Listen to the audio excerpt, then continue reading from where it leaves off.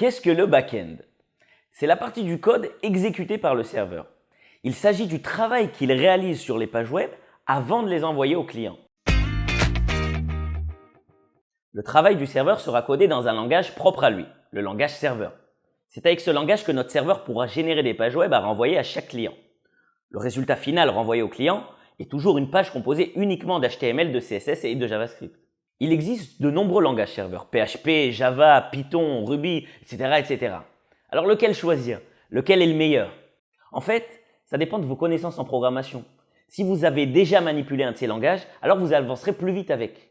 Bref, il n'y a pas de meilleur choix. Je vous recommande quand même d'utiliser un langage pour lequel vous serez sûr d'avoir quelqu'un pour vous aider.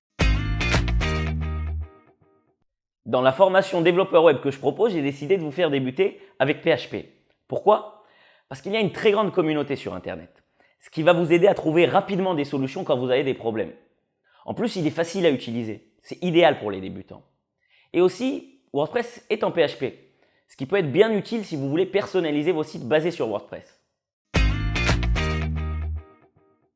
Quel que soit le site web que l'on veut faire, on aura souvent besoin d'enregistrer des informations pour les réutiliser plus tard. Par exemple, on peut avoir besoin de stocker les informations concernant les utilisateurs de notre site. Notre serveur devra alors utiliser ce que l'on appelle une base de données. C'est un ensemble de fichiers dans lequel les données sont stockées de façon organisée. Il y a plusieurs systèmes de bases de données. MySQL, Oracle, Microsoft SQL Server, etc., etc. Dans la formation développeur web, j'ai choisi d'utiliser MySQL. Tout simplement parce que c'est de loin le plus utilisé parmi ceux qui sont gratuits.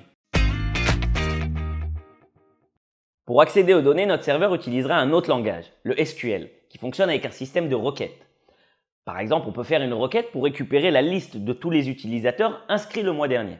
Voilà, c'est tout pour les bases du développement back-end. J'espère que vous avez maintenant une meilleure vue d'ensemble sur le développement web. À bientôt!